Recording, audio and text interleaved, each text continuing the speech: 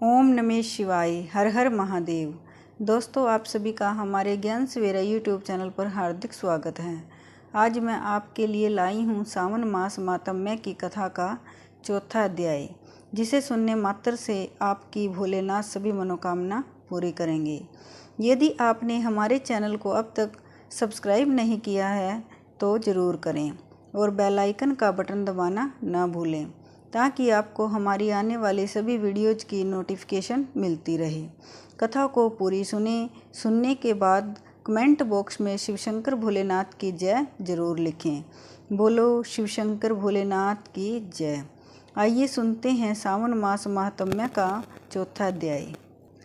भगवान सदाशिव ने श्री सनंत कुमार जी से कहा, हे ब्रह्मा पुत्र, अब मैं तुम्हें धारण पारण व्रत के संबंध में बतलाऊंगा। तुम ध्यान पूर्वक सुनो।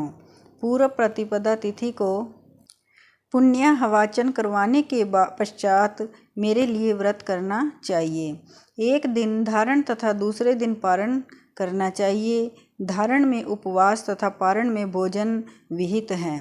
व्रत करने वाले को मास की समाप्ति पर उद्यापन करना चाहिए। प्रथम श्रावण मास की समाप्ति में कीर्तन पुण्याहवाचन कराकर ही वस आचार्य और ब्राह्मणों का वरण करना चाहिए।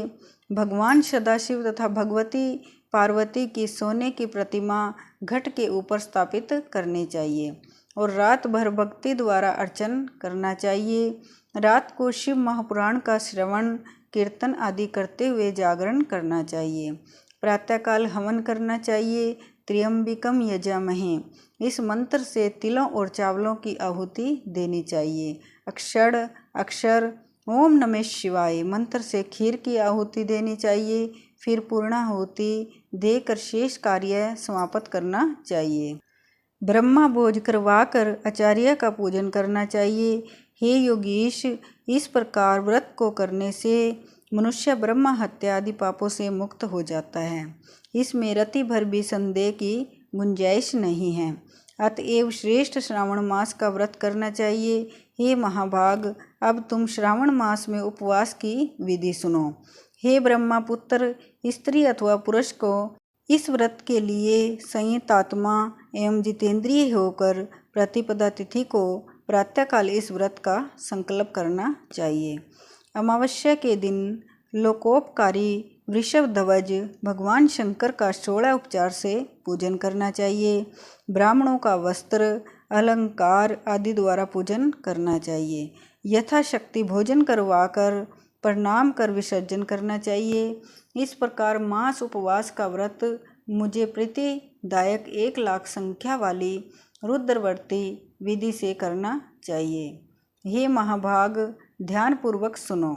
यह विधि जो कि मैं तुमसे कहने जा रहा हूँ संपूर्ण सिद्धियों को देने वाली है। सादा रुई से 11-11 बत्तियाँ बनावें। मुझे प्रीति से यह बत्तियाँ रुद्रवर्ती के नाम से कही जाती हैं। श्रावण मास के प्रथम दिन इस विधि से संकल्प करें। श्रावण मास में देवों के देव महादेव हैं। मैं भक्ति से उन गौरीश की 1 लाख बत्तियों से आरती करूँगा। यह संकल्प करने के पश्चात 1000 बत्ती द्वारा प्रतिदिन पूजन करना चाहिए। समाप्ति पर 71,000 बत्ती से आरती करनी चाहिए या प्रतिदिन 3000 बत्तियों द्वारा आरती करनी चाहिए। अंतिम दिन 13,000 बत्तियों द्वारा आरती करनी चाहिए या एक ही दिन में 1 लाख रुद्रवर्ती को प्रज्वलित करना चाहिए। यह बत्तियाँ मुझे अत्यधिक प्रिय हैं। इनको शुद्ध घृत से सिंचित करना चाहिए। संसार के स्वामी भगवान सदाशिव का पूजन करके कथा सुननी चाहिए। श्री सनंत कुमार जी ने भगवान श्री सदाशिव से कहा, हे ईश्वर, मुझे अब आप यह बतलाने की कृपा करें कि इस व्रत का प्रभाव क्या है। इस व्रत को किसने किया है और इस व्रत के उद्यापन की विधि क्या है। भगवान सदाशिव बोले, हे ब्रह्मा के पुत्र, अब तुम्हारे सन्मुख इस व्रत को कहूँगा। ध्यानपूर्वक सुनो। यह व्रत सब व्रतों में श्रेष्ठ तथा महान पुण्य प्रदान करने वाला है, साथ ही संपूर्ण पाप ताप को हरने वाला है। इससे प्रीति तथा सौभाग्य की प्राप्ति होती है।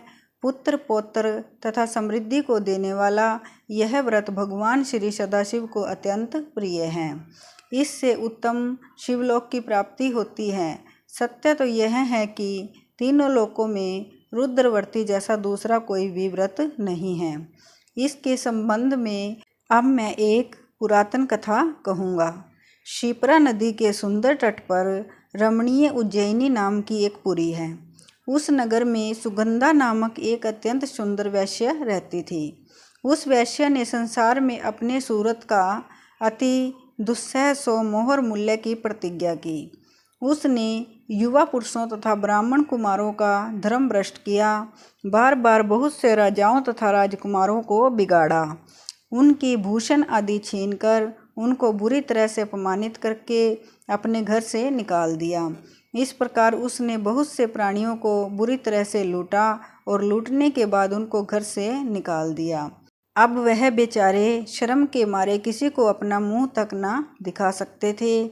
उसके नाम के अनुसार उसके शरीर की सुगंध 1 कोस तक जाती थी। उसके रूप की चारों ओर चर्चा थी। गायन विद्या से संबंधित वह 6 राग तथा 36 रागणियों में पूर्णतः दक्ष थी। नृत्य वह रंबा आदि देवगणाओं से भी अच्छा जानती थी। चाल का यह हाल था कि हस्ती और हंस की चाल को भी मात करती थी। नृत्य वह रंबा आदि देवगणाओं से भी अच्छा जानती थी। चाल का यह हाल था कि हस्ती और हंस की चाल को भी मात करती थी। हे ब्रह्मपुत्र, एक दिन वह वेश्या शिप्रा नदी के तट पर गई और उसने कई ब्राह्मणों को भजन, तप, ध्यान, शिवार्चन तथा विष्णु अर्चन में लीन देखा। हे योगीश, ब्राह्मण मंडल के मध्य में उसने महर्षि वशिष्ठ को ध्यान में देखा। केवल उनके दर्शन से उसकी बुद्धि परिवर्तित हो गई। जीवन तथा विषयों से मन हट गया।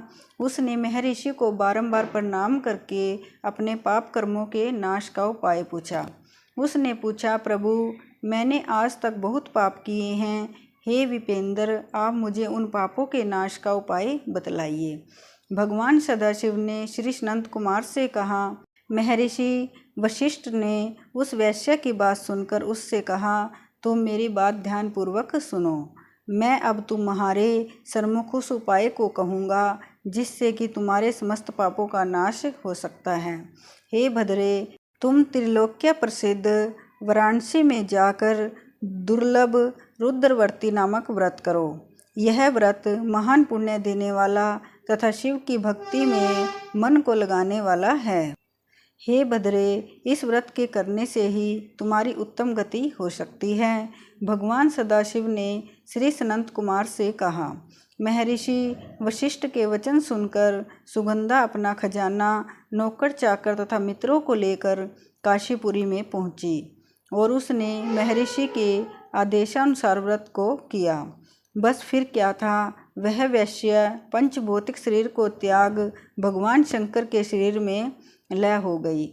जो स्त्री इस व्रत को करती है वह जिस वस्तु की भी इच्छा करती है वह उसे अवश्य में प्राप्त होती है। हे सनंत कुमार, अब तुम माणिक व्रतियों का महात्म्य सुनो।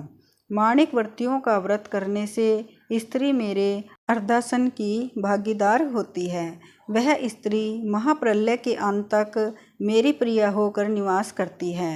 अब हे मुने, मैं व्रत पूर्ति के लिए इसकी व्रतोद्यापन विधि बतलाऊंगा। मनुष्य को चाहिए कि पार्वती सहित भगवान श्री सदाशिव की प्रतिमा को स्थापित करें। भगवान सदाशिव की प्रतिमा सोने की तथा नंदी की प्रतिमा चांदी की होनी चाहिए। यथाविधि पूजन करके रात्रि में जागना चाहिए। प्रातःकाल नदी में स्नान करना चाहिए। भक्ति द्वारा आचार्य का वरण करना चाहिए। 11 ब्राह्मणों द्वारा घी, पायस एवं बिल्व हवन कराना चाहिए अथवा रुद्र सूक्त, रुद्र गायत्री या मूल मंत्र द्वारा हवन करना चाहिए। पूर्णाहुति कर आचार्य आदि की पूजा करके 11 सपत्नीक श्रेष्ठ ब्राह्मणों को भोजन करवाना चाहिए। इस प्रकार जो भी स्त्री व्रत करती है वह संपूर्ण पापों से मुक्त हो जाती है। यथाविधि कथा सुनकर स्थापित सामग्री, घट प्रतिमा आदि आचार्यों को समर्पित करनी चाहिए। जो ऐसा करता है उसे 1000 अश्वमेध यज्ञ के फल की प्राप्ति होती है। बोलिए शिव शंकर भगवान की जय।